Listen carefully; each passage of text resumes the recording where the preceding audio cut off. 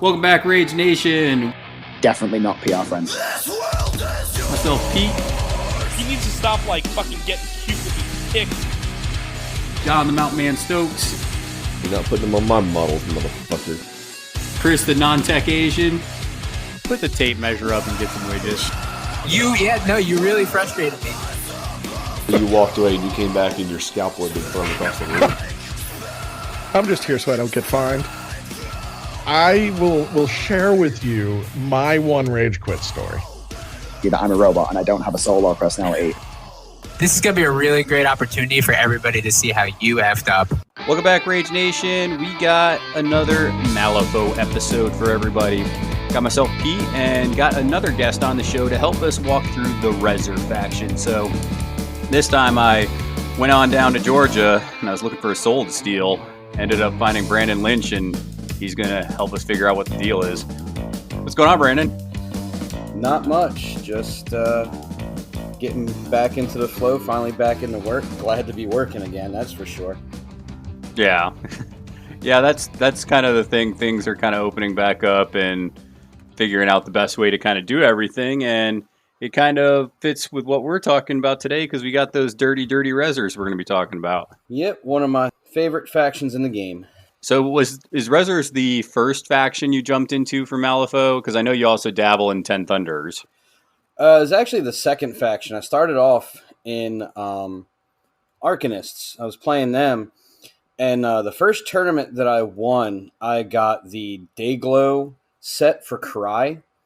And then the next tournament I won, I got the Translucent Mindless Zombies. So I'm like, I see a pattern here. Let me go and try out some Rezzers.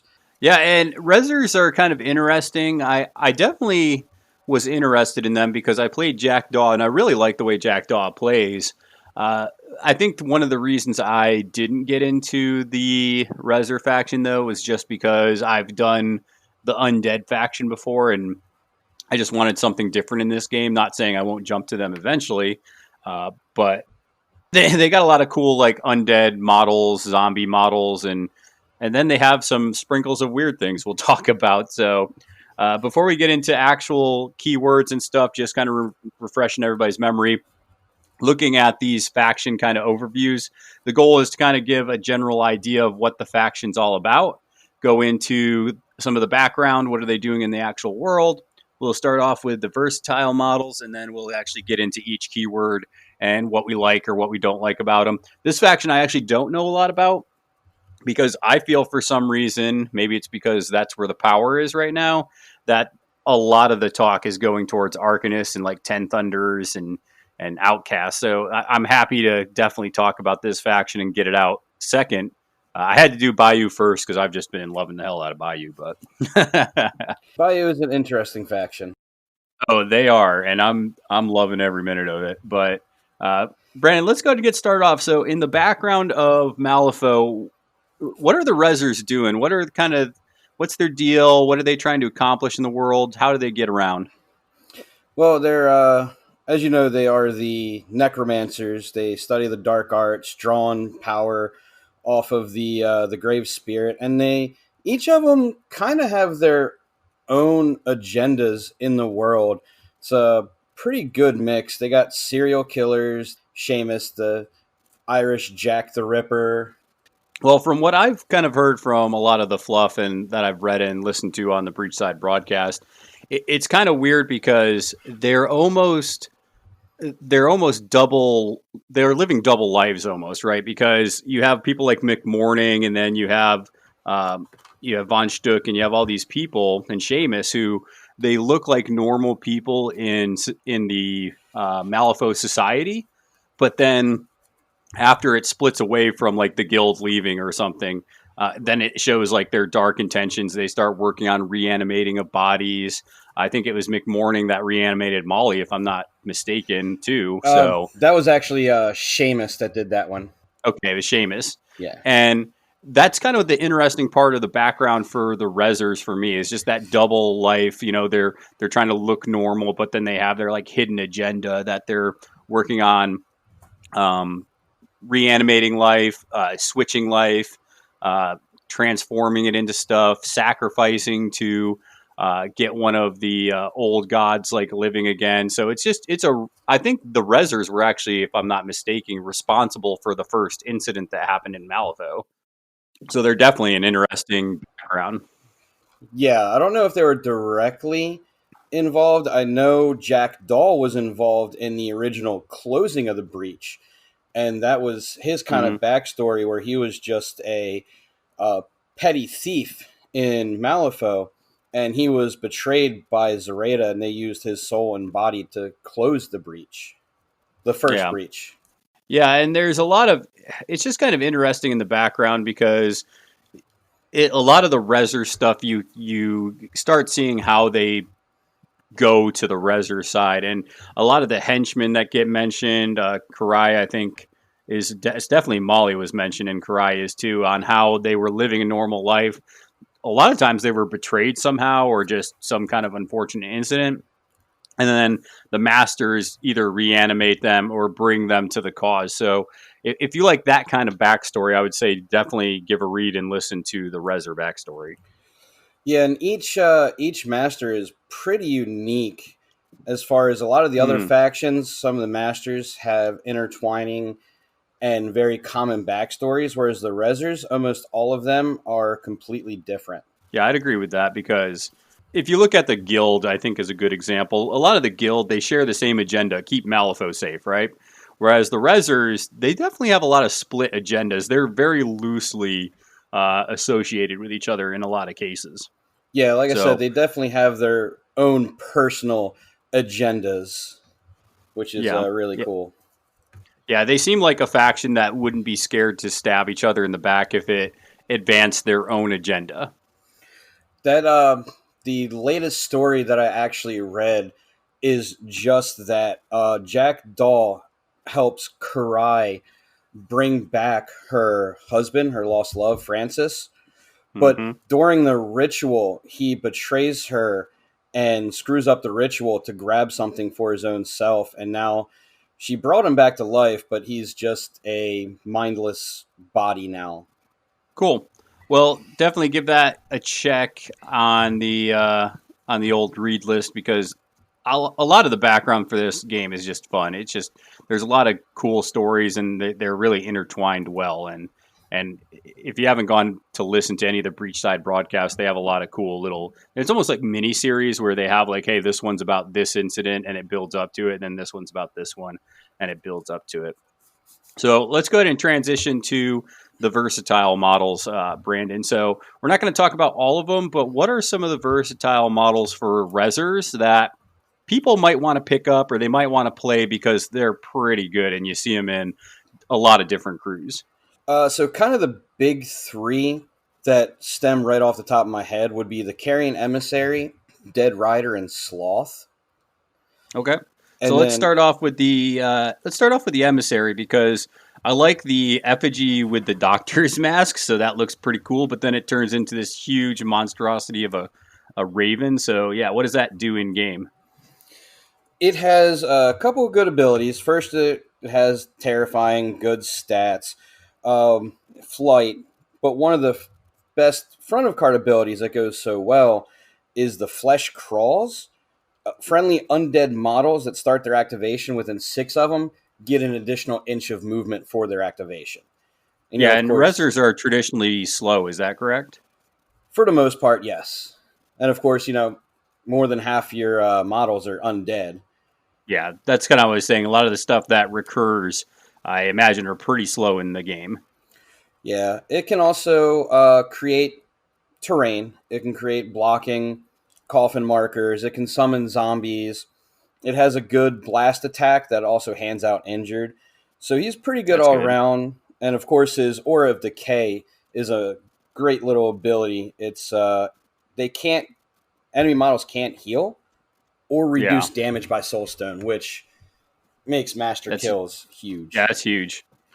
I definitely, when I was playing Levy, that was something that I noticed with like Levy, that if you got into the auras where you couldn't heal, it really catches people kind of surprised a lot of times, and they're like, "Oh, now this model's just dead." All right, Yeah. so Yeah, I like that. That seems like that could get some really good use in the game, especially with a lot of the slower stuff and kind of trudging along the battlefield there. So this next one I've heard a lot about, Brandon, and it's the Dead Rider. So why do we see a lot of the Dead Rider? The Dead Rider first is fast. Move 7 with Ride With Me, probably one of the fastest, if not the fastest model in the faction. The Riders are good in general, ruthless. He has a min 3 attack with a 2-inch range, That's good. which, yeah, is pretty good. There's not as many 2-inch reaches in the game. Some of his other abilities, he can also pulse out injured and damage in a 6-inch bubble, which is Okay. pretty good, especially with the new scheme, Let Them Bleed. He makes Yeah. it pretty easy to do. The second Yeah. point. Now, some of us that are new to the game, Brandon, I'm starting to see like Revel in Death, his ability on the back, it has multiple crows. Why does it have like 5 crows at the end of that? How does that work with the rider? So each rider has an ability that at the beginning of the turn they gain a fate token equal Hmm. to the turn number. Then, when they declare any triggers, they can remove the fate token to get a suit of their choice. In this case, the rider will be the crow. Yeah.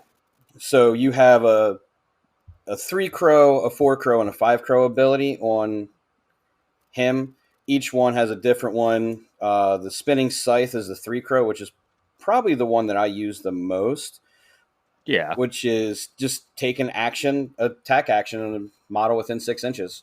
Yeah. And do you kind of hold that for that moment when you're like, okay, I need to kill this model? That way you just know you have an extra attack in your pocket. It depends on the games. Most of the time, I kind of hold him back more for defense because he also has another ability where he can remove his tokens, or he reduces damage by 1 for each crow in his total. Okay. So it really depends on if I need to keep him alive or if I do want that extra attack. So you can remove multiple crows to reduce damage. Like if you get damage 3, you can remove 2 to only take 1. Yeah. Okay, that's pretty good. Well, cool. I mean, yeah, that's fun. And I tell you, anything with ride or fly with me, I love. I mean, I've been taking a lot of Gracie and I've been doing a lot of the Iron Skeeter. So, I mean, that's a strong ability because it just helps move your crew around where you need them. Yeah, especially in this crew or this faction as well. Once again, going back to most of them are on the slower side. Okay, and then the last one that you talked about was Sloth. And I love all the models that come out of the Crossroad box. So, what do you like about this guy? Because I have not seen this guy at all. His sin ability is linked to healing. Whenever an Okay. enemy model within 6 heals, they get a sin token. If they heal within 6 and they have a sin token, he can remove that to heal himself or another model. Okay, so they don't even heal then. He heals himself or somebody else. Yes. So he's stealing the heal. Yeah, which Okay. can be pretty good. But then he also has more healing. His bonus action is no target number. It just happens. Target gains slow and heals 3. Okay. And then you can mix that with his other ability, Rigorous Mortis, to where 8-inch willpower attack that gives a model slow. But if it's an undead, it gains fast. Okay, so essentially he heals them, gives them slow, but then can also give them fast to take away the slow. Yeah, or just straight up give them fast.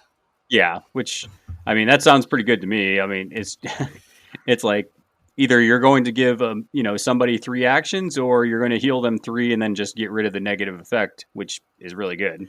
Yeah, and especially it just heals 3. It's not a 1-2-3 with no flip. Oh yeah. Is Yeah, that's great. big. That's pretty rare in the game.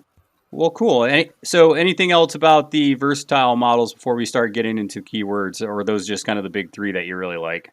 Those are kind of the big 3. Mindless zombies. There's a lot of models that can summon them. Mhm. So, they're not ones that you want to take, but they're probably ones that you'll want to get. Because, like I said, the Carrion Emissary can bring see them 'em a lot. in. The Dead Rider can bring them in. Yeah. It's kind of like Bayou Gremlins for Bayou. Pretty much. All right, well, let's go ahead and get started then with some of the keywords. And the one that I'm most familiar with is definitely Jack Daw. Now, Daw is a really interesting character, and something you're going to notice a lot in this faction, but especially in his crew, is there's a lot of, this is the tormented keyword, there's a lot of terror. I'd say, I think, if I remember correctly from looking at some of the numbers, that Rezzers probably have a lot of the most terrifying, I would want to say, in all the factions. I mean, that's probably close if it's not 100% accurate. But terrifying is an annoying mechanic because you have to attack or you have to just do a duel and pass it just to attack or do an action to that model. But Jackdaw is doing a lot of things. He's terrifying, which a lot of his keyword is. A lot of things his keyword does, it actually attacks your movement and willpower. Very few things in his crew actually attack defense. So, Brandon, how do you find that you've seen people or you've used Jackdaw to kind of win games and play? Like, how does he get around? Because his card, it's not direct. It's very indirect on how you play him. Yeah, it really is. He's probably my least played master. I think I've only played him twice. I haven't gotten him completely down, but he is very resource intensive. Yes. So he's a little bit, you got to come at him a little bit sideways, I guess I want to try and say. Yeah. To where he's also, some of his movement tricks, he's trying to attack his own models because the guilty can be treated as enemies, and that's he has on your heel, so he just hits them, teleports up. Yeah, and it's one of those things where Jackdaw just really attacks your hand, he attacks your movement speed. They put out a lot of staggered, so they're really making it hard for you to move. And staggered is huge in this crew, and that's when because I've probably played Jackdaw maybe like 10 times, and the thing I noticed about Jackdaw is you want to attack people's movement, so you want to get that staggered out, which is why you see a lot of the hanged, and you see guilty, and Montresor can put that out too, because Dead Man's Collar, he just straight up starts just obliterating people. Basically, he makes you discard cards. Dead Man's Collar is a 2/3/4 attack, but he can boost that that damage up. So it's actually a lot more, because if he has can't breathe trigger, you're actually taking like a 4, 5, 6. And he's attacking your movement, which is going to be at a -2 because you're probably going to be staggered. Yeah, and he can teleport to places because he can jump to people with his on your heels trigger. He's a really interesting master, which is why I liked him. I don't know. It's just he plays differently. Like I don't know if you can play Jackdaw all the time, because I think once people figure him out, there's definitely some hard counters to him. One I would say is any faction that can put a lot of like small damage on him can actually kill Jackdaw pretty easily. Because Jackdaw only has 6 boxes, but he can discard a card to reduce it to 1. So that's one thing I would say about Jackdaw is once people figure him out, he can be dealt with relatively easy, but I think the problem people have is the first time you play him, it's just a miserable experience. Yeah, it's for sure. I was about to, call out the 6 boxes with that he's a odd person to play, keeping control of your hand, and whenever any of his models deal damage to a model with a tormented upgrade, which almost every one of his crews throws out, he'll heal that 1 damage, or he can draw a card, or whenever he draws a card, he can instead heal. So he's pretty tanky. Yeah, and I've also seen it where, a lot of his crew's tanky. And any scheme or strat that is like kill based, he's a great one to bring because he will deny your opponent. A lot of games with Jackdaw, you'll only see it be like a 4-2 score, like a 5-3. It's not really, you're not going to see a lot of 8-point games with Jackdaw. He's very denial. One cool thing that you can do is you can also bring like an undead outlaw in Jackdaw's keyword. and the undead outlaw can help give like the hanged fast. The hanged are like an auto include in this keyword, just because they have tossed the noose like Monstressor, but they also put out a ranged stagger with that toss the noose. So it's just And something they're unique. Stagger needs to be out to be successful. yeah, that and they're one of my favorite abilities. I forget what it's called, but the Joker swap, where they treat black Jokers Oh yeah, as red and opponent black or red Jokers are treated as black. yeah. They got like forever doomed. That's what it is. Yeah. Yeah, so if you know you have the black Joker coming up, or if you have it in your hand, you can just save it for their activation. Essentially, you have 2 red Jokers, which is awesome. All right, so I think this Jackdaw is kind of tough though. If you're a newer player, I don't know if Jackdaw is a great place for you to start off with, just because he plays very differently. He doesn't play Malifaux the same way a normal Malifaux player would play the game. He plays his own little scheming. I'm going to kill you and do weird willpower and movement shenanigans. So a lot of fun though. It just takes a lot of reps to get him down for sure. Well, top of that too is also he can be a pretty bad negative play experience for your opponent. Oh yeah, for sure. I mean, if you go back and listen to, I think it was 3 or 4 months ago, we had you on with me and Chris, and we talked about the first game that him and I played. And I guess it was more than that now. But anyways, yeah, Chris was definitely salty on like, how do you kill this, son of a bitch? And he was pretty pissed off about it. It's always fun to hear Chris rage, though. Yeah, it is. All right, well, let's go ahead and hop into our next keyword. So the next one we're going to look at, Brandon, is the experimental keyword. And this is McMorning's crew. Now, from basically this point on, I only know of things that I have heard, which isn't a lot about Rezzers. So let's go ahead and just start off with, what is McMorning trying to do on the table there? So McMorning he can kind of play a couple different roles, but mainly he's going to be your beater bruiser kind of model. Okay. He doesn't have a very high stat line or damage track, but he has precise, which ignores armor, hard to kill, hard to wound. Mm-hmm. And he's going to stay in the battle pretty well because the experimental keyword does a lot with poisoning. All of their models have ways of throwing out poison on themselves and enemy models, and instead of them taking damage from poison, they heal themselves from the poison. All right.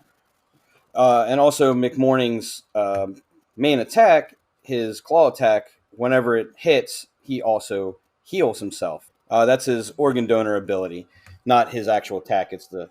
Yeah, so he's kind of interesting. He looks similar to like what Brewmaster is kind of doing, where he's definitely manipulating the poison. He has blood poisoning, so that's great because he can just put on extra damage to finish somebody off.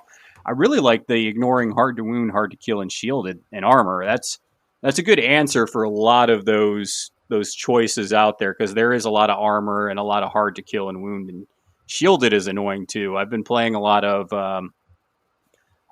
against Sandeep a lot, and a lot of those things pop up a lot. So he'd probably be a decent answer to Sandeep, I would imagine. Yeah, the first game that I played in our league down here, I played against a guy. I played Sandeep, and he brought McMorning, and just with the Kintari, he was able to get into my Sandeep turn 1 and just ripped him to shreds.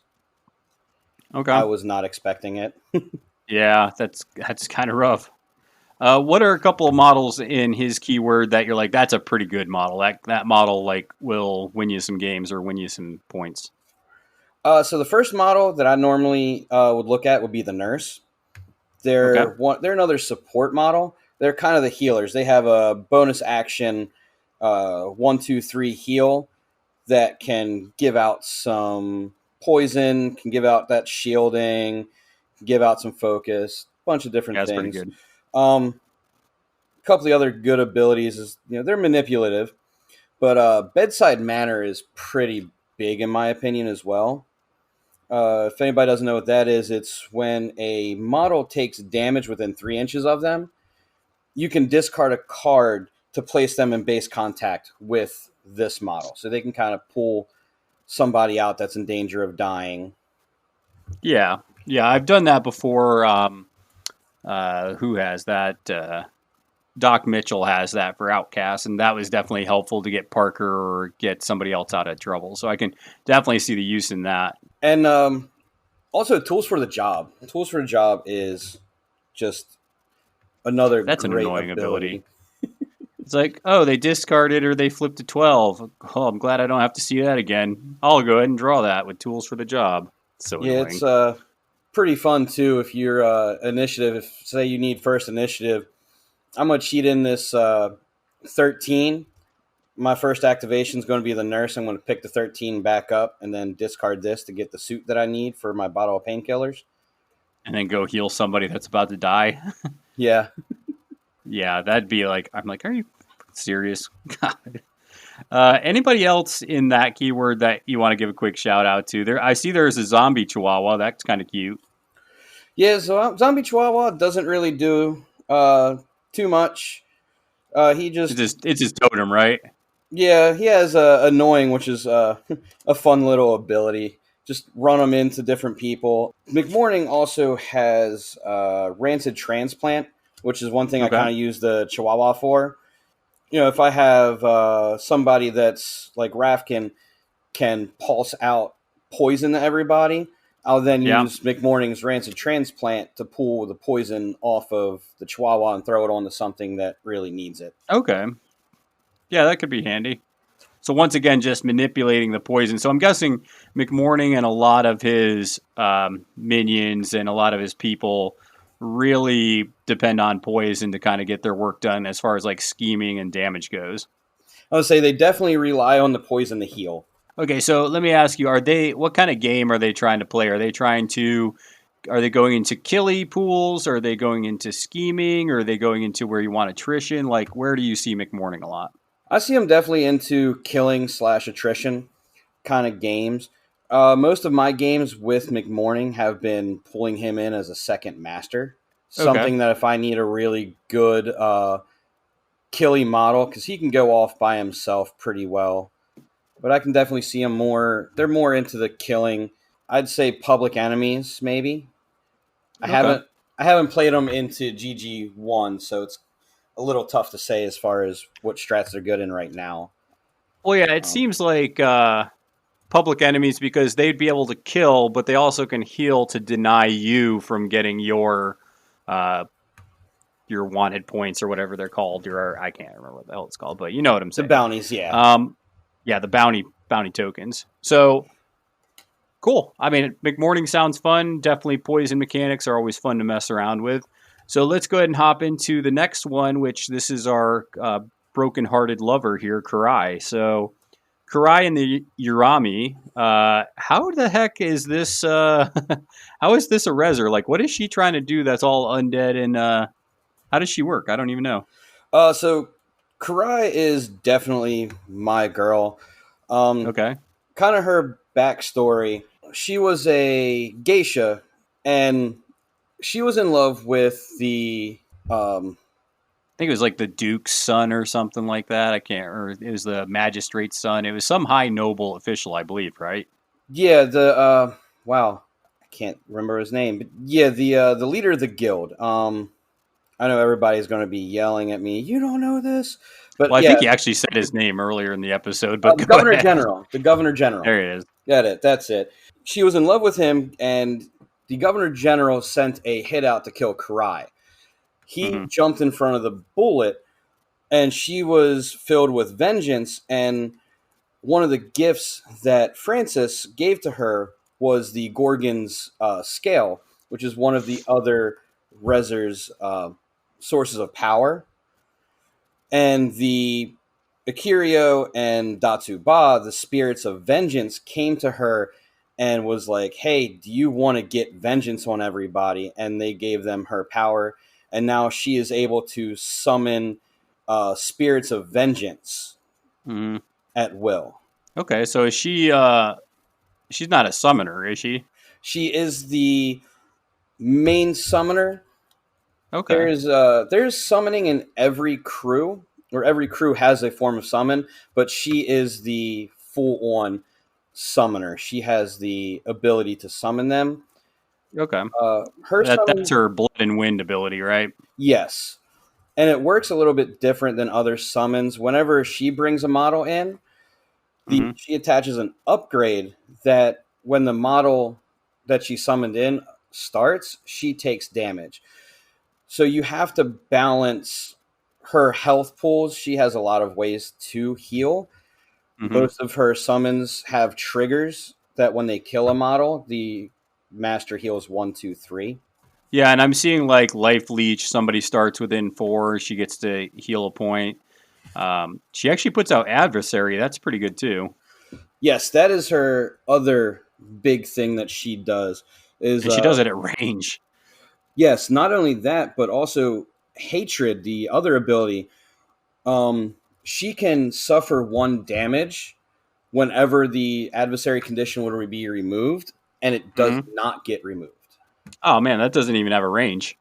No, it does not. Just needs line of sight. So she is such a hateful woman that she's like, no, we're gonna punish you the next turn as well. Yes. Wow, that's good. And her totem, she is the only summoner that can resummon her totem. Akirio is a damage dealing machine. It's only a 2, 3, 4 damage track, but the damage is irreducible. I mean, there's other summoners that can do that. Somer can bring his mosquitoes back. That's true. They are minions. Yeah. But the Akirio does not get the summon upgrade. So it just comes back.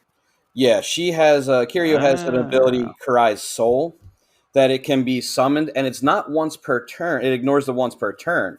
So Karai could summon, say, a Drowned, and then next activation summon a Kirio back. Huh. Well, that's kind of cool. Now I'm noting. So looking at it, what is she summoning? What are the ones where you're like, okay, when she activates, these are the ones that I really want to summon because they do work.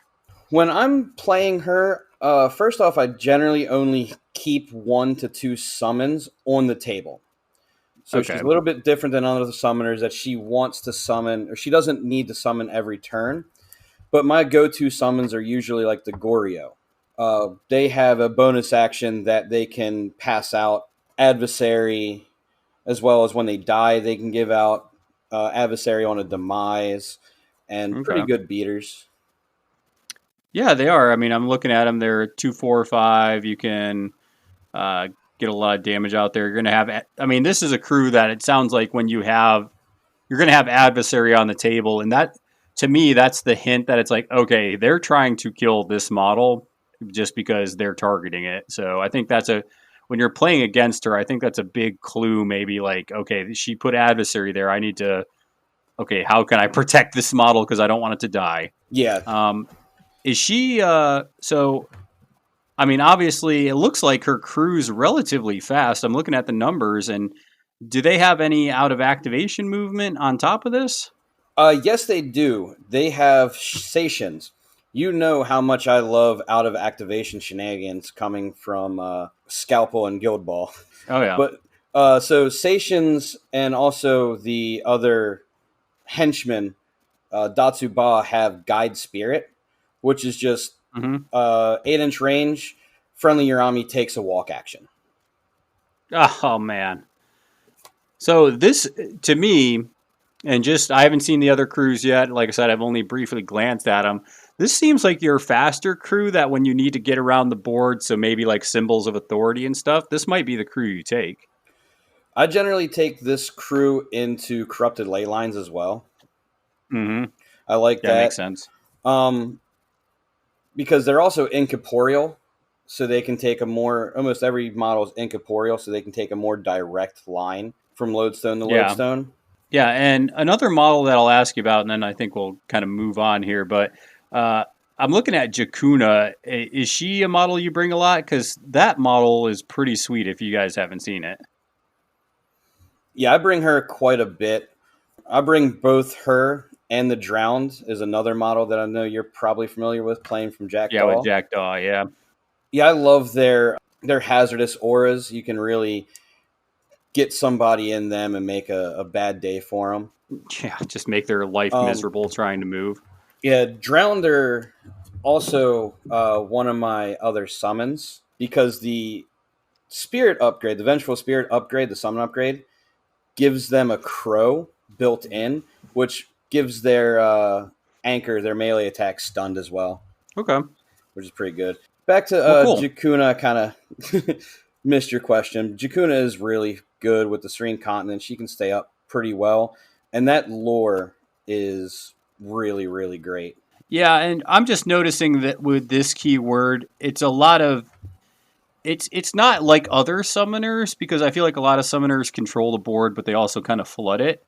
But I feel like this one summons, but it's also good at kind of you're going off and doing your own thing. Like you don't need to stay huddled up with this crew. It doesn't look like. No, I generally run maybe a core up the center, and then I'll have some Shikome on the one wing, and then Jakuna and a Drowned on the other wing.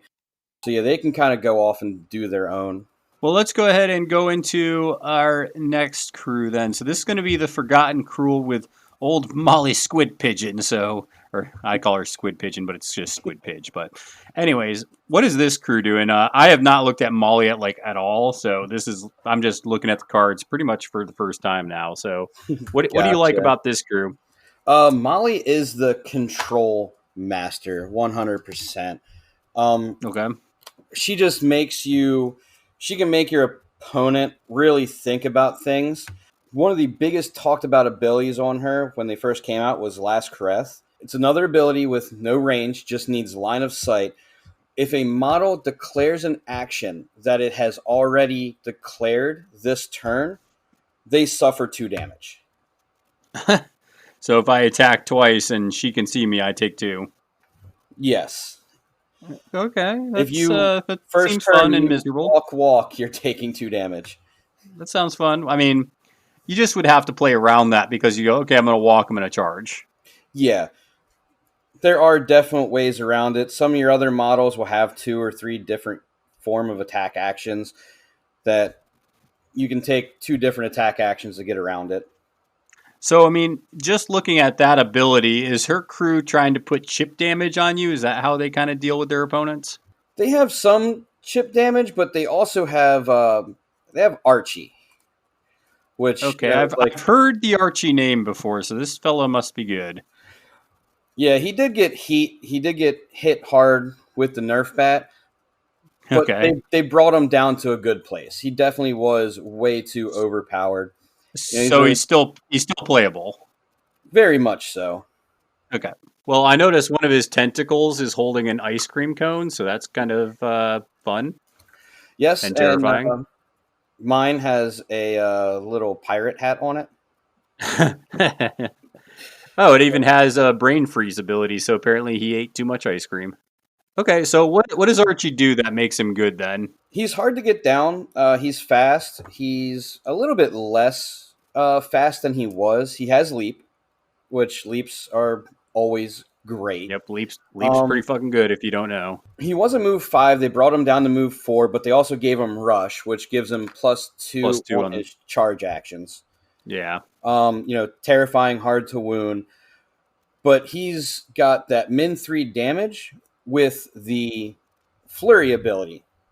So you can discard a card to get an extra attack, which also brings me back to the overall Forgotten's keyword ability is the fading. They all have some way of, if they discard a card, they get X benefit. Whereas Archie's fading brain freezes, whenever he discards a card, he heals 1, 2, 3 based on the value of the discarded card. Okay, that's pretty good. Yeah. So he's beating you with min 3 attacks, flurrying, healing from that discard, and then beating you more with some tentacles or baby arms, or I don't know what else he's got. Well, looking at this, Brandon, so they're discarding a lot of cards. Do they have a lot of draw ability in this crew, or is that something you have to bring out a keyword? Yeah, Molly has great card draw. when you activate her, if your opponent has more cards in your hand, you just straight draw up to their hand size.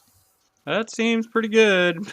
Yeah, so you're going with her. You're going with some of your other models, like say Archie, and you're cheating in your high cards. You're ditching for the flurry, and then you're going to go with Molly, draw all those cards back up.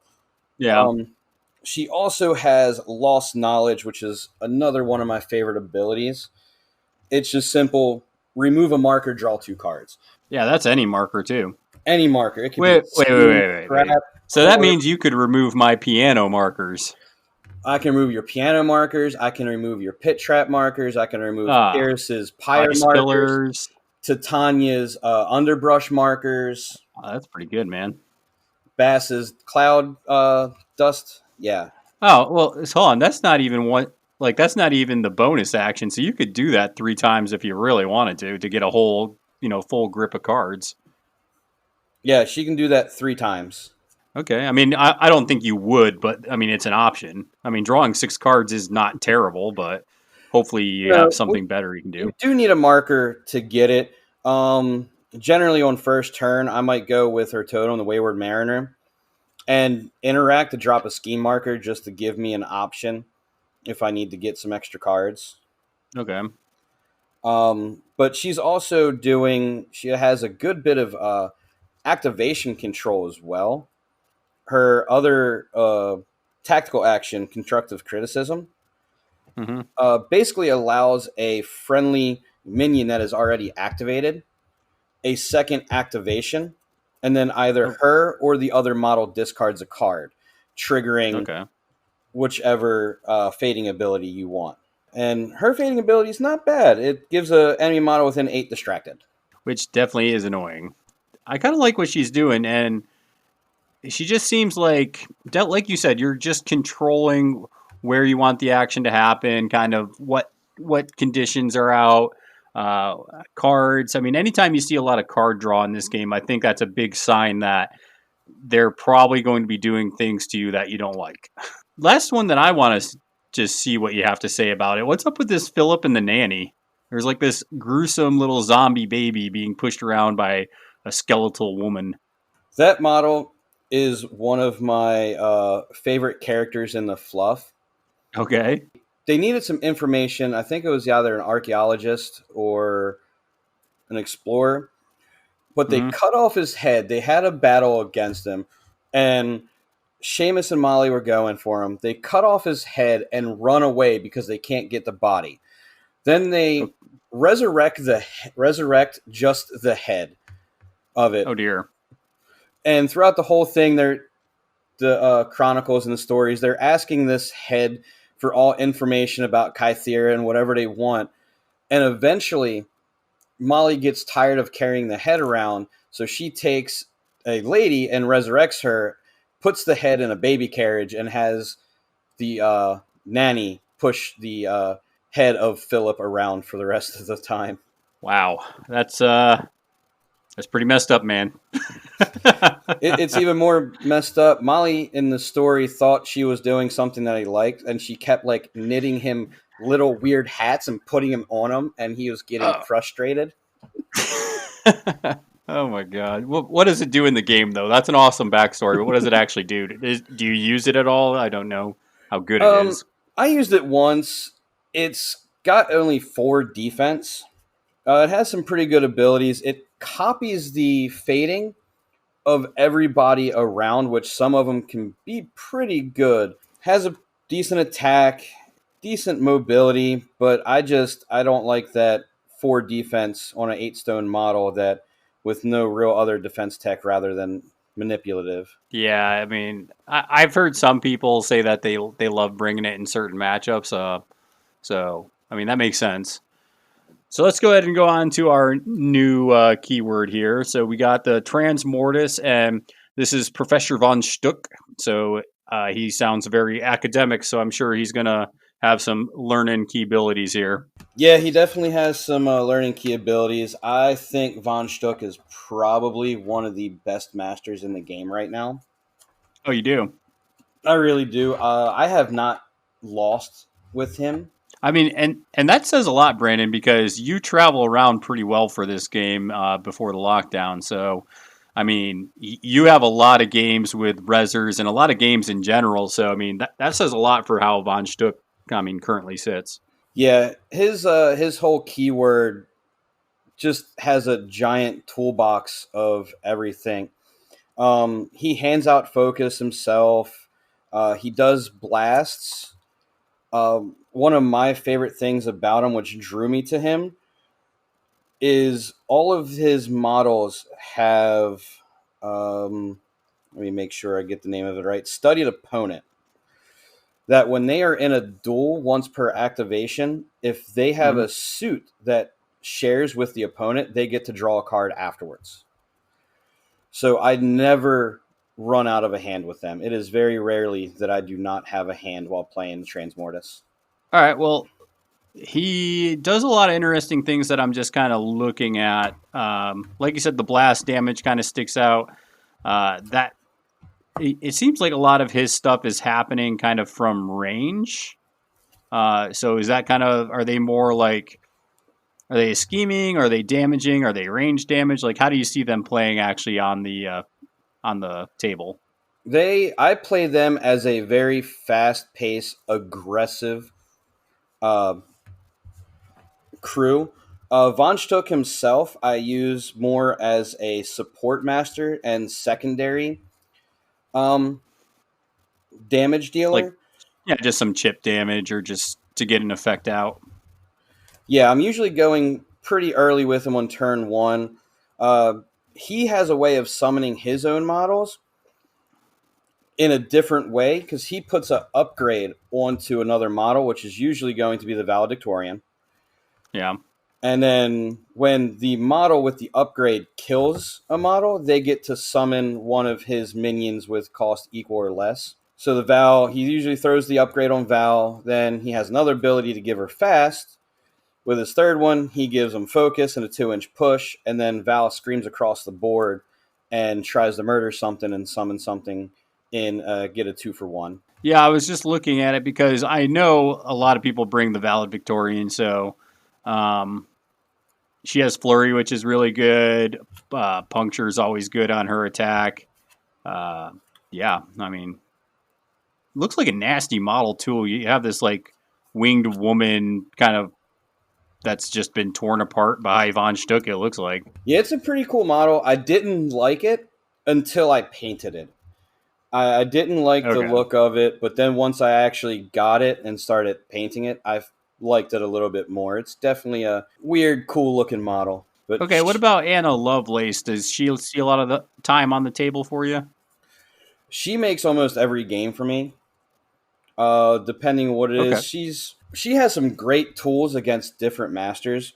The hostile work environment, I used to play Sparks, and I loved it. Mm-hmm. And it's on a model now that is has higher defense and more survivable. It basically makes enemy models can't target enemy models within 6 inches of her.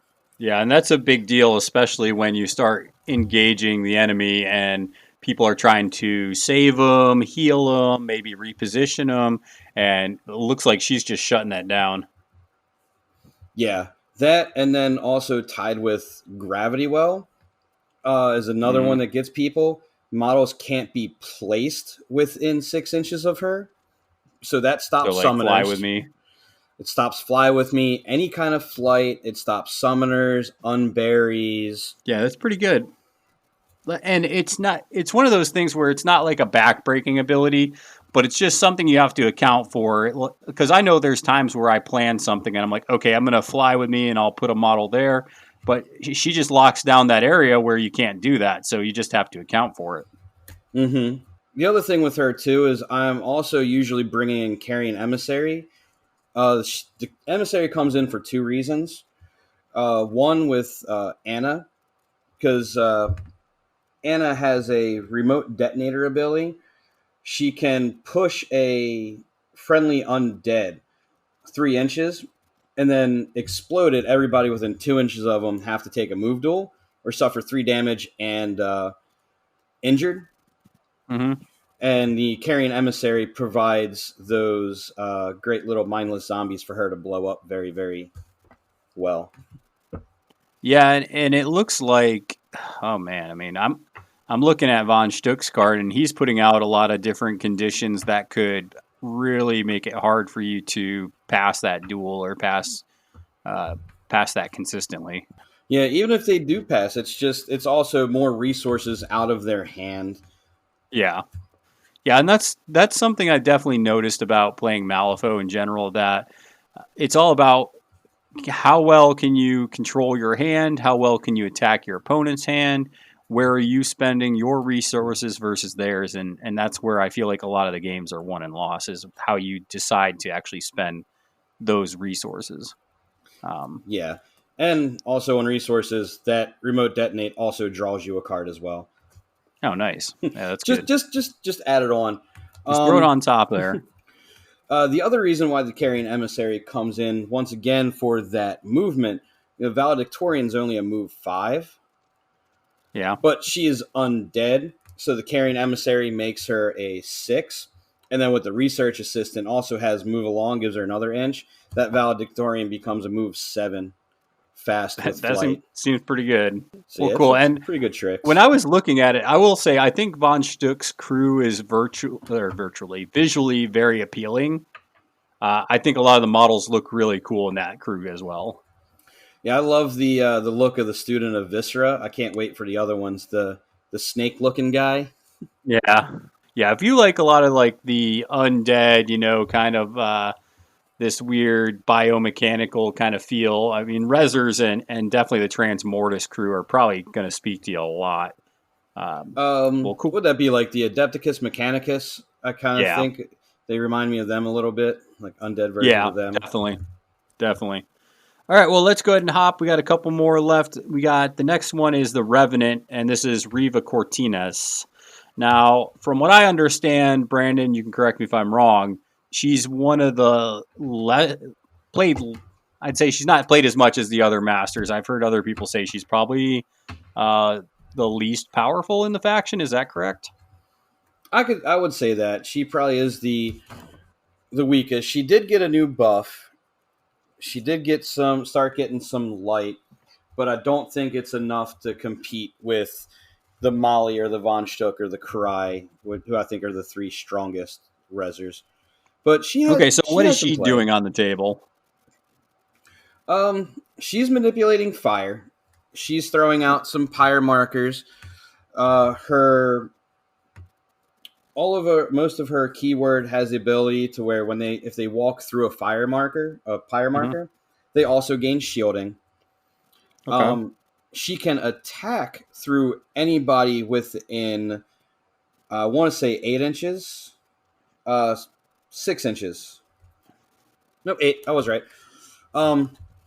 She can use her attack through anyone within 8 inches of her that have the shielded or corpse markers, which her totems are also considered as corpse markers. And it's a min 3 damage, so it's pretty decent attack, 3, 4, 5. I mean, and she's on a horse, so I mean, she's moving around pretty good. She's speed 7 or movement 7. Yeah, speed 7, unimpeded, of course, which, is pretty good. And she heals a lot, too. Most of their models, once again, too, have Final Veil. If another model's died around them, they heal 1. And she can, with a bonus action, remove fire off of models and heal equal to the amount of fire they take off of. Okay. Yeah, so I think she's bringing a lot of like these lamp pads and people that are putting out a lot of different fire. Generally, when I play her, I don't play much in her keyword. I don't really bring the lamp pads. I'm usually bringing, once again, the Carrion Emissary. Mm-hmm. She's summoned the mindless zombies, who also count as corpse markers, which give her more attack vectors. So let me ask you this then, Brandon. So you said you're bringing a lot out of keyword. Do you just feel like would she be more playable if some of her keyword was beefed up a little bit? Is that where you feel like some of the negative negative things come from her? Like, does her crew just need to be pumped up a little bit? I think so. I'm not a huge fan of her core crew mechanics, working with the fire back and forth. It just seems like it's just there to me. Yeah, I've played against it once, and I will say that a lot of those, like, I when you play against somebody like Sandeep who has those pyro markers, and he can actually move them and manipulate them, that actually like feels like a problem. Whereas when I played her, they were just kind of there, and I was like, okay, I'll just go around. Yeah, there are ways for her to summon more totems, and that's pretty much about all I really got a lot of use out of them. Hmm. Yeah, which is kind of a shame because I'm looking at this the Draugr or whatever the hell they're called, but I mean they got these huge berserker axes. They look cool, but I mean they don't Yeah, seem super good. all of her I love all of her models. The lamp pads are amazing looking models. I love Yeah, those models, but I don't think they're worth the 8 soul stones. yeah. They So that was the big thing. I was like, holy crap, they're 8 points. That and the crew is already a little resource intensive, and their demise ability, you have to discard a card to bring them back. Hmm. Their defense 4, they have 9 wounds, but they're gonna die. Yeah, well, I mean, granted, I was playing Levy into this crew, so I mean they didn't last super long because of that. I don't Hmm. think anything lasts very long into Levy. Well, that's probably got some truth to it, Brandon. Okay. Well, anything else you want to say about Riva before we kind of move on here? Not really much. Like I said, I've played her a couple times, but she's not really that interesting of a master to me. All right. So that's going to bring us on to the Red Chapel, and this is with Seamus. So I don't know. What do you think about the Red Chapel keyword, Brandon? It's pretty good. It's another one of those masters that doesn't necessarily need the keyword, but it Yeah. can work pretty well with it. Seamus has the strongest gun in the game. Oh yeah. Why is Um, that? it's a 4-6-8 damage, ignoring hard to wound. Oh wow. How do you get to there? Focus. Generally, I take the Whisper upgrade on him, Mhm. which will allow me to give intuition so I can look at the top 3 cards and replace them back in any order. So I Okay. know I can get some pretty high cards out, but then also you definitely want to take focus shots with him because it is high, but it's only a once per activation on his gun. Yeah. Yeah, I was gonna say that's kind of where I think you have to set up with Seamus is you almost have to be like, okay, I have a very good shot at getting to that at least moderate because I don't think you want the min on that gun. I think you want either the moderate or the high shot. So I think hitting the target at the right time to guarantee, well, almost guarantee that is probably big with him. Yeah, and he can get to any model he really wants to pretty easily as well with his Can I just say secret this, passage. Brandon? I fucking hate Secret Passage. I'm just gonna say it. I'm sure everybody else does that plays against it. But I played a lot against those stupid. What are the newsies for the guild or whatever that can do Secret Passage? I think it is It's the the newsies. Is it? Yeah. If it is them, it's so annoying. Like especially since I like to play Zip, and they can just be like, "Oh, cool! You just put down some blocking terrain for me. Thanks." And back to the carrying emissary. The carrying emissary also, once again, those coffin markers are blockable or blocking. I'm sure you've used that trick to great effect, Brandon. Sometimes pretty well. Yeah, so Secret Passage, for those that don't know, basically you can declare, basically, if this model's within 1 inch of blocking terrain, which, hey, it's Malifaux, there's going to be blocking terrain, you can go within 1 inch of another blocking terrain piece. So you can, it's just Within good. 12 inches. So it is a limited, Yeah, but it's a but 12 also inches huge. consider how big terrain pieces are. That can be way more than 12 inches. Well, he has to place. It has to be both within 12 inches and within 1 inch of blocking terrain. Oh, okay, so he has to land basically Yeah. within 12. Okay. Yeah, the So key you can't word in just, the ability is place this model anywhere within range and it has to be within within 1 inch Okay. of, yeah. So it has to be both. And I played that wrong a few times because I've not with Seamus, but I played that wrong with Hucksters and Yeah, Pen Hucksters. Thunders. That's the one I was looking for too. Oh, God, so annoying. Anyways, yeah. So Secret Passage is really good because that lets you line up some ridiculous plays. Yeah, he. I would say Seamus is pretty new player friendly. Okay. Because he can play kind of that peekaboo game. He doesn't And then take just shoot really you with a that. big 50 cal. Yeah, he doesn't need that much of a setup, and he can just go and do what his crew, or Mhm. he can do whatever he wants to do, and then his crew can do it. He does get benefits from his crew, but he doesn't necessarily need to be there. Okay. So Seamus is going around shooting and scheming and killing. So what is the rest of his crew doing while he's running around doing crazy things? The Dead Dandies, their new models, are solving mysteries.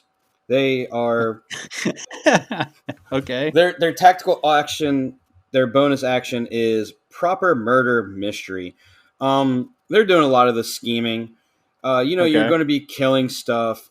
They can turn a scheme marker into a corpse or a corpse into a scheme.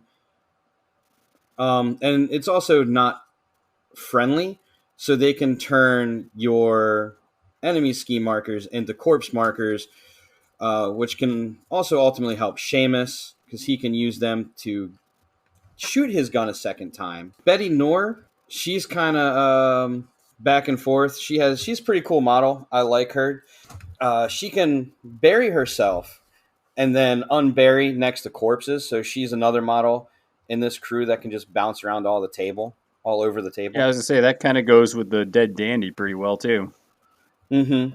Yeah, I don't know if we're being correct there. I mean, it may be Bête Noire. That might be the correct pronunciation of that. But I will always call her Betty just because the first game that I ever played against her, I was playing against the local, mhm. and every time he would call her Betty, and I would just go, "Whoa!" And he just starts cracking up laughing. I'm like, what are you talking about? It's like her last name's Noir. She is Black Betty. Yeah, I believe that's they Frenched it up, right? They tried to make it sound fancy, but yeah, it is Black Betty. Oh man. All right. Well, his totem actually looks kind of cute too. I mean, it's copycat killer. Terrifying in this crew, which is a little. I mean, I guess they're deteriorating and kind of very gross and stuff. So maybe that's what's so terrifying about him. But what's his totem Yeah. doing? Is that like a mini Seamus? It is. It is literally mini Seamus. He even has the half pint flintlock to Seamus's 50 cal flintlock. Nice. And Two, it's three, four is nothing to sneeze at, though. no. He's mainly using for his bonus tactical action. He drops a confusion marker in base Mhm. contact with him, and then swaps places with Seamus. So you can use that a couple of ways. You can use it to either set up Seamus, or you could even use that to save him, right? Yeah, you can if you accidentally overextend Seamus or you miss your second secret passage to get him out of dodge. You can use it to pull him back or place him wherever you want. I think Yeah, it's a little ridiculous with no range, but yeah, that is kind of crazy. And there's not a TN on that either, so it just happens. yeah, Yeah, I mean, I would say that's strong, but I mean, you're kind of if you could possibly be putting the copycat killer in a bad situation, so you might only get like one use out of it. yeah. But when it comes down to it, if it's a matter of losing Seamus or losing Copycat Killer, I would much rather lose the Copycat Oh Killer. yeah, yeah, for sure.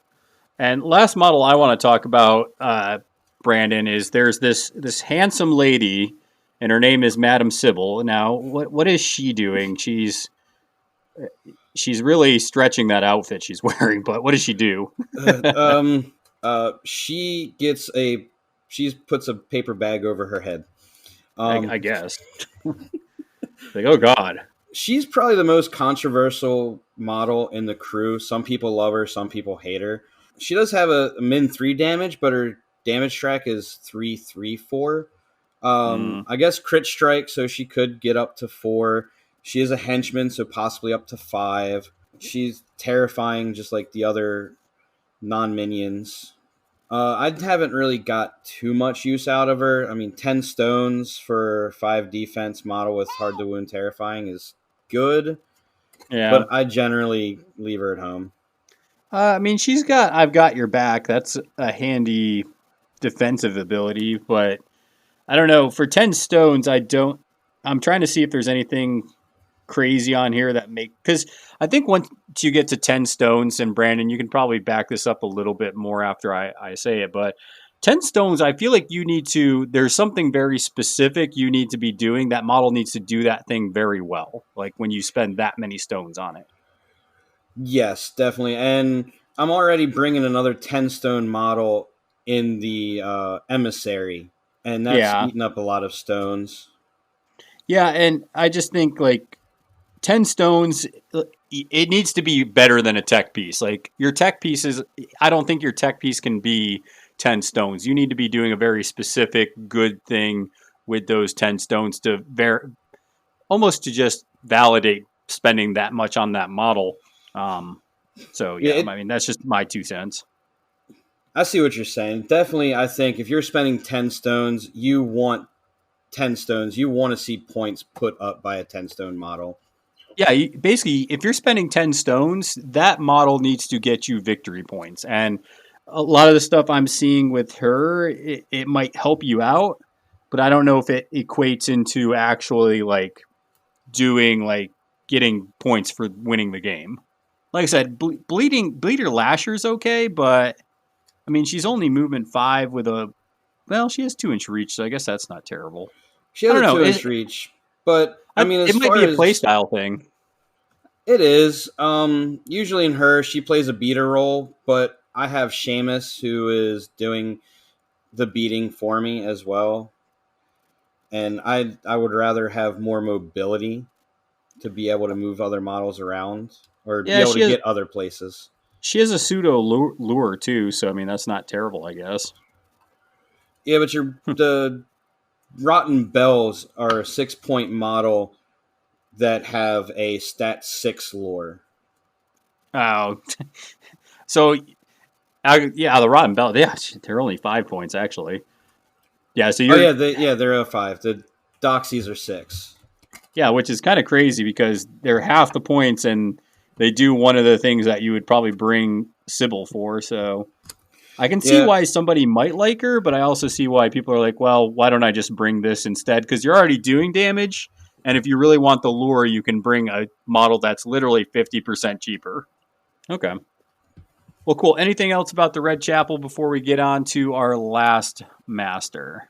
I will say the Red Chapel is very good against crews that like to get in and have a lot of charge actions because almost all of them have disguised as well. Yeah, which means you're not getting the attack. Yeah, they're all terrifying or disguised. So that, once again, like I said, it plays more to a good beginner-friendly crew because if you accidentally put your model into charge range, they don't get that attack still. So yeah, it sounds like that they're also just really good against some of those Alpha Strike lists that are really melee focused. So that's something to think about as well. For sure. All right. Well, the last one we have the 10 Thunders crossover with Yan Lo and the Ancestor Retainer. So what in the hell is this skinny 10 Thunder guy doing there, Brandon? He is beefing himself up. He starts as this low model or low stat, looks like very, very bad model. But that goes up really quickly because each turn he puts on a upgrade that gives him some kind of ability. Some give him incorporeal, regeneration, and also for each one of those upgrades he has on him, his stats go up by 1. So he slowly becomes a jack of all trade. Just Yeah, because his stats starting off just suck. yeah, I think 4 Okay. defense, 4 move. I don't have the card right in front of me. Yeah, it's 3 defense, 4 willpower, 4 move. He's only size 2. Yeah, and his attacks are stat 4, but once you start getting those upgrades onto him, that defense then on turn 3 becomes a 6, willpower 7, stat Oh, 7 on his attacks. so is he the upgrade master for the Rezzers / Ten Thunder faction? Is that kind of what's going on there?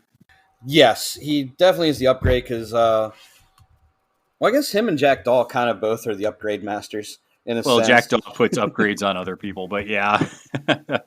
All of his enforcers and henchmen have a demise reliquary that give that put out an upgrade unique to them onto Okay. other models. For example, the Yin model, she has terrifying and constriction. When she Okay. dies, she throws out an upgrade that has terrifying and constriction that gives the Okay. new model. So say you have an Ashigoro next to him, that Ashigoro now gets that reliquary, and then Yan Lo can take one of his abilities, turn a model that has a reliquary back into the enforcer or henchman of that reliquary name. So I'm kind of seeing what he's doing here. He's doing all this kind of manipulating of these upgrades, and when stuff dies, he can move it around and he can pop this up. But how good is that actually on the table? Like, it sounds cute, but I mean, how much effect are you actually getting out of that? Pretty good. I haven't played them yet since the errata. I played them a lot more when I was big into the 10 Thunders. So one of his other models also allows you to make the upgrade or put the upgrade onto a model while that model is still alive. Okay. Chiaki can basically throw Manos' reliquary onto another model. Yeah, that would seem like a key piece when you're playing this crew for sure. Yeah, and some of the upgrades are pretty good. One of his models that I used to like to do, the Kamino, which have armor 2, and then I would take and give them the Izamu upgrade, which puts them into armor 3 ruthless models, which That is seems pretty good. pretty fun. Yeah, and I'll say this and it sounds like there's a lot of wheeling and dealing, and this does not seem like a newer player friendly faction to me for a couple of reasons. One would be just the manipulating of those upgrades and kind of like triggering it, and then the other one is it's dual faction, so it looks like you would have to buy his core box, but then also some Rezzer stuff, and then also some Ten Thunderer stuff. Yeah, I think his it's not as bad as it sounds. His box is split into it's only 3 boxes. The bad thing is he himself is getting a resculpt and has brand new models new to this season. So his box is not out, and then you have 1 Rezzer and 1 10 Thunder box. Okay. So it's only 3 boxes to get his whole keyword, which isn't that bad considering some of the other ones. Yeah, it's only in 3 boxes, but it sounds like if I'm a new player wanting to get into Yan Lo, you might want to wait until that new box comes out. Yeah, you definitely going to need to wait because his old box is almost near impossible to find. That and the new model Gokudo, they're great models. They remind me of like an Assassin's Creed type model, or they look like they're from the Assassin's Creed games. So, they are great for looking sure. model. Yeah, I'm not big into the Ten Thunder aesthetics, but I will say out of the models in that faction, I would say I think I like his probably the best out of all the other masters in that faction. So, I mean, he definitely looks cool. I definitely aesthetically I would be interested, but could be challenging to play off the get. Yeah, he definitely is also more challenging trying to play that waiting game, be waiting to get him powered up. If you make the wrong mistake, he can go down pretty quickly. Activation order is pretty key with his crew. I will say one of the models I do have experience with in his crew is Sun Quang. I think that's how you pronounce his name. That dude is pretty good. That model, if I was a 10 Thunder player, or if I played this keyword for Rezzers, I think you bring that Sun Quang model pretty much every game just for the heals and just the abilities that he brings with healing energy and yin and yang's pretty good. He has bedside manner, which we already talked about. So I'm a fan of that model if I was playing it, and I hate that model when I see it on the board. There's been plenty of times where I just want to throw that model. He's a defense 7 as well. Willpower 6. So I'm saying this old man somehow is defense 7. Yeah. And also his bedside manner is even better because it comes with King of Medicine. Whenever a friendly model is placed within 3, it heals 1. Yeah, and let me guess, is the Ancestor Retainer keyword, do they do a lot of placing? Yeah, well, him himself with Bedside Manor. Yeah. The Bedside Manor is a place, so not only do you bring him out of danger, but you also heal 1. You're right, man. But then there's also a kind of a resource intensive, but Immortal Ashigoru trick. They have Take the Hit, which is if a model within 2 inches of them is targeted by an attack, you can discard a card, place them in base contact with the targeted model, and they become the model. But what makes it good is they have also hard to kill. So if they're above 2, they only go to 1. So they attack something, Ashigoru's at 1. He takes the hit, places him 3 inches of Sun Quang, heals up to 2. The attack goes through, takes him down to 1. Rinse, repeat. That's pretty good. Yeah, it's an interesting keyword. Like I said, I'm not big on the 10 Thunders aesthetics, but if I was going to get anything out of that faction, I would definitely do this keyword because it kind of, you get this cool undead samurai kind of feel to it. So that's pretty cool. I could get behind that. All right, well, Brandon, we got all the keywords now, if I'm not mistaken. I think we got them all. And looking at them, we talked about it briefly, but in your opinion, which of the crews, like if somebody said, hey, I want to do Rezzers, I really like the models, which crew would you say, okay, this is a great starter for a new player? Like I said, Seamus is definitely one of those go-to. And as we were talking about, and you talked about in your last podcast, almost his entire keyword is out. I think there's only one model that is not released, and it's one of those models that you don't really take much anyway. Okay. And then the other one would be, I would say, McMorning.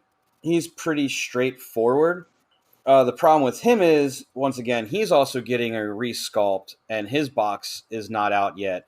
You can get the nurses, you can get all the other stuff, but you can't get his core box. Okay, and so they're just a straightforward kind of path to victory. They're flexible. We talked about how they're maneuverable. Models are relatively cheap to kind of get into. So I'd agree that I think Seamus is pretty much, I would, if I was new player starting Rezzers, I would start with Seamus just because I think he gives you enough. And it seems like he also has a good ceiling, meaning like there's a lot of growth you could do into that, right? Like you can see him in a tournament. It's not like he's new and then you're not going to see him at the higher tables. He could easily play in those higher level games. Yeah, and you hinted on it, but he is a very good master to grow with as a player because you can start off as that little. Some of the other people have referred to it as the peekaboo Seamus, where he pops out, shoots something. But then he does get a lot more in depth with using his models to give him bonuses to his attack. I mean, he has an execute. He gives out injured, so his gun isn't the only thing for him once you figure out and start learning how to play him. And looking at Rezzers as a faction, how would you say competitively, and obviously we don't have a lot of gaining ground 1 stats yet because, I mean, obviously it's just not happening, but how do you think that they are going to stack tournament-wise once that potentially starts happening again sometime, hopefully in the near future? I still think you're going to see them quite a bit. I still believe they're powerful. I said earlier, Von Stuck, I believe, is one of the... I'd give him top 5 masters of the game. up Yeah. there with Von Stuck and Sommer. He's definitely one of the best masters in the game. And Molly, even their weakest masters, Reva, we were talking about as the weakest master, but I've seen people winning games with her as well. Yeah, there's a lot for play style in this game, and just getting reps with a crew, even if it is what you would consider one of the weaker crews, that doesn't mean they can't still do something very well. It just means that there might be a master that does the same thing, maybe a little bit better, but that doesn't mean you still can't win with them by all means. Uh, is there, when you're in a tournament playing Rezzers, is there a faction or a master that you're like, man, I really hope I don't see this into my Rezzers? Honestly, it's going to be one that is not played as much, and that is Guild. Just because I've had bad play experiences, I accidentally took Molly into Lady Justice, and she has so many undead tricks. She has a couple models that just say undead only, discard a card or it's dead. She's just like, fuck your undead models. Yeah. And then you have the judge that when they activate, they deal damage to anything with a summon upgrade or anything that's buried. Okay, so Guild is a hard counter to a lot of the stuff you got going on there, which is, I mean, like you said, is good because I think that for whatever reason, Guild just isn't seeing a lot of gameplay, and I don't know the reason for that yet. Because, like I said, I'm slowly exploring all the other factions now, but I know from just listening to the metas, just from different areas, that Guild is one of the lesser played factions. So. Yeah, I'm hoping to see some more Guild players popping up. Dashel, I think, is amazing now. So I think they got some play. Hopefully, we'll start seeing some more. Yeah, I'm hearing a lot of Dashel love for sure. So I think that might lure. We got a local in our group that he's playing Guild, and he's got Hoffman, and he's got some of the other stuff going on in Perdita. So I've played against it. It's not bad. It's just that's what I'm saying. I understand that there's some power in the other factions, but I think people just need to put table time into Guild, and I think we'll start seeing them a little more and more. All right. Well, anything else you want to say for the Rezzers, Brandon, before we head on up out of here? Not really. Not much. I Can't think really you think did. Now I have to commend you, Brandon, because correct me if I'm wrong, but I think you got most of your models painted in the faction. I have minus Jackdaw, minus Yan Lo. I have the entire faction painted. And the I only have reason to commend you. the only reason why Jackdaw and Yan Lo are not painted is because I just don't have those models. Yeah. When I was playing them, I was borrowing them. Okay. Yeah, quarantine does wonders when you have nothing to do. Oh yeah, I got a lot of Bayou I've started painting. I'm currently working on some War Pigs and stuff, so those are really fun to paint. Yeah, and this is a really fun faction to paint. I never really painted too much actual undead models before these, Mm-hmm. but there's so much you can do with them. You can do so many different skin tones. Well, I was going to say that since you brought it up, Brandon, that if you haven't painted undead stuff before, there's a lot of really cool palettes that you can use with that. There's, if you want to go the green side, you can do a lot of greens. You can do purples and blues. You can do some pinks and stuff too. So it's a really cool palette to paint with. Yeah, one of my friends had a good point when he was painting them. Is they're undead monsters. If they look crazy, they're gonna look good. Yeah. So you Yeah, can that's the really thing. experiment with them. Yeah, and that's as somebody that loves painting models, this is a faction that you can really get crazy with because it's easy to go kind of like very plain and bland. But this is actually a lot of the models that you can go really bright with colors, and you can put a lot of really kind of crazy combos and different, just different color theories. It's a really interesting way to paint. I did that I painted a lot of vampire counts. I've painted cricks before. So it's a lot of fun to paint that type of style. Yeah, And then you also have models like the Rogue Necromancy was probably my favorite model to paint. Yeah. You have like the body of a lion, but then you have like a skeleton head of a ram, a head of a raven, you have a pig's leg on there, you have some kind of a bird leg, and then some form of weird scorpion tail coming up, and then you have raven wings coming out, and there's just so many different skin tones and different colors on this one model that it was just a blast to paint. Yeah, especially when you look at the Transmortis models and you see a lot of the like stitching different body parts together, and you could make one skin tone look totally different from the other. So, yeah, just really, really cool faction. If you like that kind of paint style, I think I saw somebody. I don't know if you saw this, Brandon. They painted, I believe it's just their zombies up, but they painted them and they put. They made it look like there was water around the like bottom half of the zombies. So it actually looked like that they were walking in water. And you could see the underwater part because it was just clear. So it was really cool to see.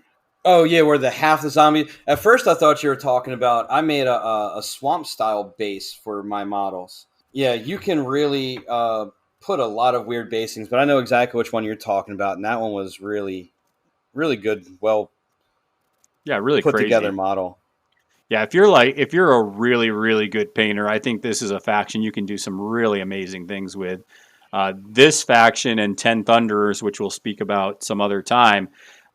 10 Thunderers, if you are really good at freehand, some of those kimonos, I've seen some beautiful kimono work with 10 Thunderers. I wish I was better at freehand because my 10 Thunderers would look so much better. Yeah, because I would say if you are like a freehand wizard, do some 10 Thunderers work with some of the kimonos and stuff, and you do some amazing things. It's beautiful. The Yoku crew would be the best for that one. Yes, I agree. I have seen some beautiful Yoku models and crews. All right, man. Well, I appreciate you coming on. Those of you that are fans of the show, make sure that you guys subscribe to the YouTube channel, Facebook group, Twitter page. Put out a lot of content, a lot of Malifaux content coming out because just really getting into it. It's just really great game, and I think a lot of people want to hear more stuff about it. If you want to support the show, you can sign up for our Patreon for Rage Quit Wire, and you can subscribe for as little as $1 a month. So any kind of support you guys would want to throw our way, we definitely appreciate it to help keep the lights on. But Brandon, thanks again for coming on, man. It was great talking with you. Yeah, it's always great having a conversation with you, man. All right, well, until then, make sure that you guys flip cards, flip tables, and we will see you all next time.